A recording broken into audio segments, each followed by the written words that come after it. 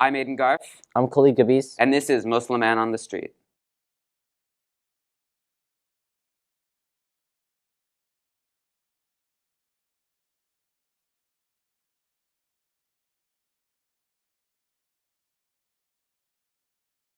As a Muslim living in America, I've noticed there's a lot of misconceptions towards the religion of Islam. We took to the streets of Boston to figure out what people knew. Do you guys know what the religion of Islam is talks about, like Quran, the Prophet Muhammad, or Sharia law? Have you heard of any of those terms? I've heard of the terms, yes. Okay. Yes. You guys know anything about it? Not like specifics, but we know that those are like what they focus on. Okay. Do you know anything about Islam? Kind of. Very slow. Yeah. Okay, so who knows more? Oh, you. No. I know, like for me, Islam is like one of the most important religion, with Judaism and Christianism as well. For me, it's like a way of life for people who are like Muslim. And about like Quran, it's more like as well like a way like how to behave, how to be like in the world, and to share like values with other people as well. Depending on which area you look at, Islam is practiced very differently. So it depends on the interpretation of Quran, interpretation of Hadith. Personally, I think there are parts of the world that practice Islam that is a little bit more conservative, and maybe the way that women and men are put together in society, maybe there's a little bit of a discrepancy in terms of their equality, I suppose. But there are some parts of the world that practice Islam which women and men stands together. Islam is the religion of peace based on its holy text, the Quran and the Ahadith. There are 5 pillars or main aspects of the religion that Muslims are expected to follow. The first is the Shahada, the recitation of faith, which states that there is no God but God, Muhammad is the messenger of God. The second is praying, the 5 daily prayers known as the salawat. This happens once before sunrise, once at noon, once in the afternoon, once at sunset, and once at night. The specific times of these prayers are based on the location of the sun and the location of the individual, and Muslims pray facing the Kaaba. It's structured in the city of Mecca. The third is fasting every day during the month of Ramadan, from sunrise to sunset. This is practiced so that Muslims are more easily able to emphasize with the poor. The fourth pillar is known as zakat, and is a certain proportion of an individual's wealth which they are required to donate to charity. The fifth pillar is hajj or pilgrimage. Each Muslim is obligated to once in their lifetime travel to the city of Mecca. When there, millions of Muslims amass to perform a series of rituals over the period of several days. In the religion of Islam, there is also a weekly prayer service that all Muslims have to attend, and it is called Jumu'ah, or Friday prayers. Women and prepubescent children are not required to go, but they often do. Normally, there are not any excuses for a person not to go. Even if someone were to have school or work they need to attend, they would still have to come. Friday prayers are led by a leader known as an imam, a person deemed to be the most knowledgeable in the community. A commonly misunderstood topic is the role that women play in Islamic society. We took to the streets of Boston to see what people knew and how we can teach them. So, do you believe that men and women have equal rights in Islam? I do. Well, I don't think they do, but they should. Okay. You want to elaborate on that? If I'm not mistaken, I feel like women are given more rights whenever they're married. However, outside of marriage, their rights aren't, I guess, deemed as relevant as men are within this the religion. Excuse me, but I'm not 100% sure. Yeah. Do you believe that men and women have equal rights in Islam? No. No. You think they do? No.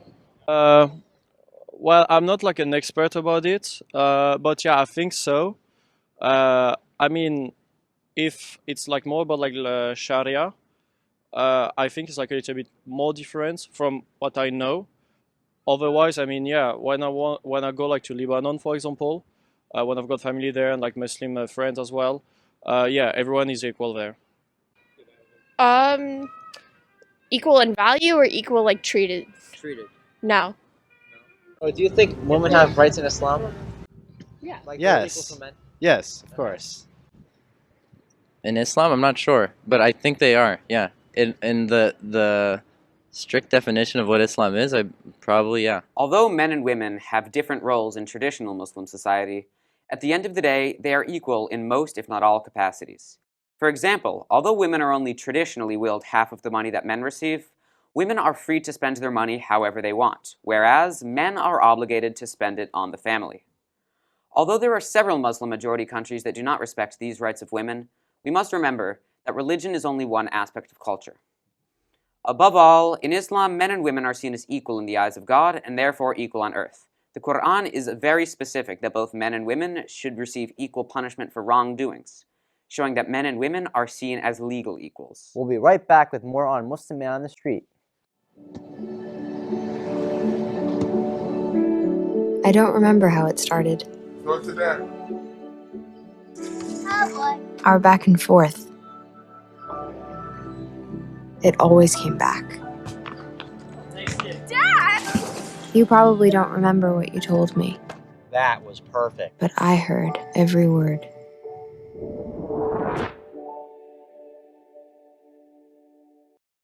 I think it's just vapor with flavor. It won't hurt my kid like cigarettes, right? Vaping is safer than smoking, isn't it? There's really not even that much nicotine in them, right? My kid? My kid knows it's dangerous. Get your head out of the cloud. Today, nearly 8,000 kids will start vaping, maybe even yours. Learn about the dangers at talkaboutvaping.org. Welcome back to Muslim Man on the Street. Let's learn a little bit more about the rights women have in Islam. What, if any, rights do women have in Islam? Rights to decide whether they want to wear the hijab. Rights to decide whether they want to bear children. But again, it depends on which Islam you're talking about. Like which kind of like how you practice Islam. I mean, they definitely don't have as many rights as men because they're legally allowed to be raped.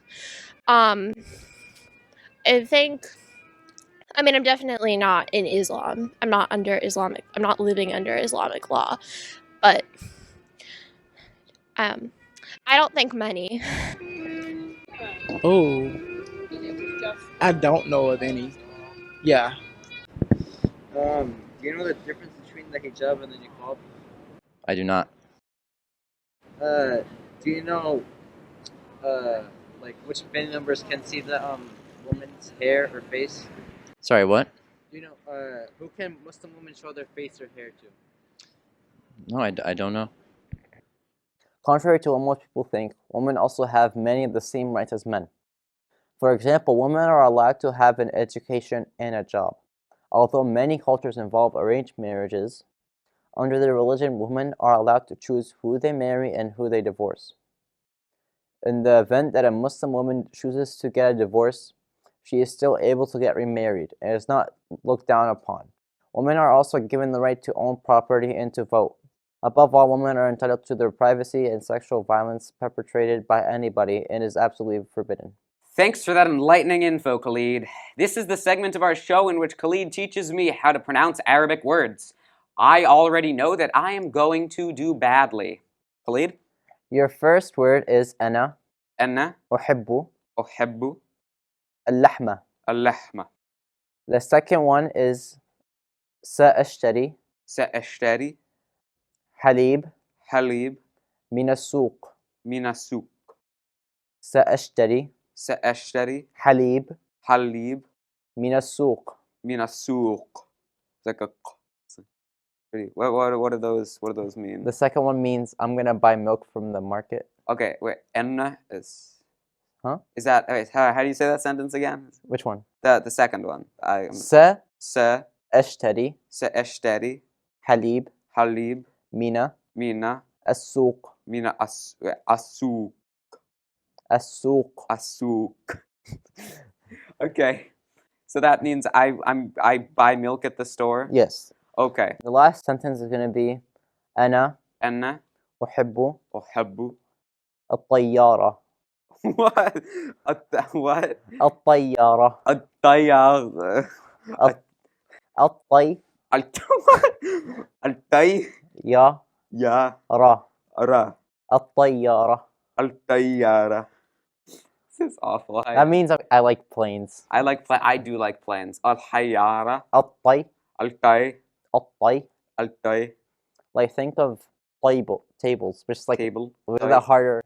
Andrew's just judging me back here. Okay. Okay. How do you say that word? طي طي يا يا را را طيارة. طيارة. Not bad, but like. Okay, we'll be right back on Muslim Men on the Street. Okay, that was awful. Okay, Dad. 1, 2, 3.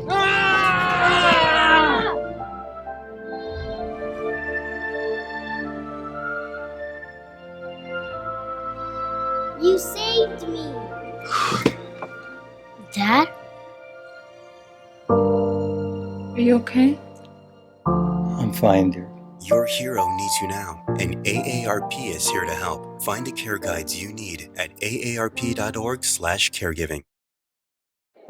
The black truck? Hey, Christina from accounting. Yeah, hi. Hey, I used to date a girl named Christina. Oh, really? Yeah, and then she dumped me for my best friend.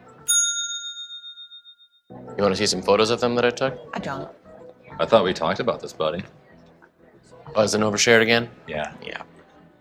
I'm gonna call a car. That's a smart idea. So yeah, I know. That's why I did it. Hey, you're gonna get back to the top of the mountain. Does that mean I'm gonna get back with Christina? No. Oh. No. I think the hijab is more of like symbolize like religion, and is more of a like you typically like wore it as a choice. What was the other word you said? Sorry. That I think that's usually worn by women under Islamic law who are being oppressed. They're not allowed to show their faces. For the modesty. That's a good question. I don't, but I believe it's like for like respect. Do you know why women wear the hijab? It's part of the culture, right? And it's like, I don't know exactly why. Do you know? Want to try? I don't know why. From an outsider's perspective, it does seem like it's like shielding women and kind of like removing their agency a little bit. But I don't know of what the religious context behind that is. You've probably seen a woman who has her hair or her face covered. These coverings are called hijabs and niqabs. In the Muslim faith, women cover their hair to protect their modesty and their privacy. Additionally, women wear it to prevent being objectified by unknown men. It's important to remember that men are also forbidden from objectifying women. It is important to remember that women wear the hijab out of choice and are not forced to. However, it is heavily encouraged for women to cover their hair and their shoulders, but not compulsory, as compulsion is a notion forbidden in Islam. I know. I don't know. It's like the first or like the second one. It's like you can just wear like I don't know how to say that, like a veil around your face, and the other one is like you have to be completely like covered. Yeah. Do you know the difference between the hijab and the niqab? I do not. Do you know the difference between the hijab and the niqab? It's like the veil. Yeah, I know that they're two different things. He answered you didn't, so he gets a point. Okay, yeah, I know the different Tell things. us specifically the difference. You get a point. Specifically the difference, like the significant, Just like how they look different. How they look different. One only like covers the hair, right? And then no, okay, never mind. I take it back. It's close. It's close. Hijab is a general term meaning to cover and does not refer specifically to a headscarf. But oftentimes, hijab describes an opaque scarf worn by women to cover the hair, neck, and their shoulders. Many Muslim women also make the choice to cover their nose and mouth with a veil known as a niqab, Unsurprisingly, due to European influence in the region, wearing the niqab in the workplace is forbidden in countries such as Algeria. Whether or not Muslim women choose to wear the hijab, niqab, or various other cultural headscarves is a personal choice and mostly based on culture. Do you know who Muslim women can show their hair or face to? Isn't it like their husbands? I think their That's kids. one point. Okay, you know. Husbands, kids, like really, really, really close family. Yeah. 3 Um, points. How many are there? I think isn't it at a certain age they can't like they have to put it on. So I know that, and That's then close. that's about That's it. like 4 or 5 points. That's That's about it. Family members. okay. Do you know more specifically? Again, it depends on what kind of Islam you practice. There's variety in the way you practice. If you're practicing conservatively, more like conservative type of Islam, then perhaps it's maybe like your husband and your father and your siblings. But it might extend to the relatives. I'm not sure how far it goes. Muslim woman. I know this. Wait. Okay. Her husband, right? Other girls, other females. A Muslim woman can show her hair to her husband, sister, brother, mother, father, aunts, grandparents, sister-in-law, father-in-law, and mother-in-law. Kids are also permitted to see a woman's hair before the age of puberty, and many women do not wear the hijab in the company of female friends. Women are not permitted to show their hair to cousins and uncles. There is also a code of hijab for men. They are forbidden from showing the area between their belly button and their knee. You'll never see Khalid in shorts. That's our show today. Thanks for watching, and be sure to tune in next episode on Muslim Man on the Street.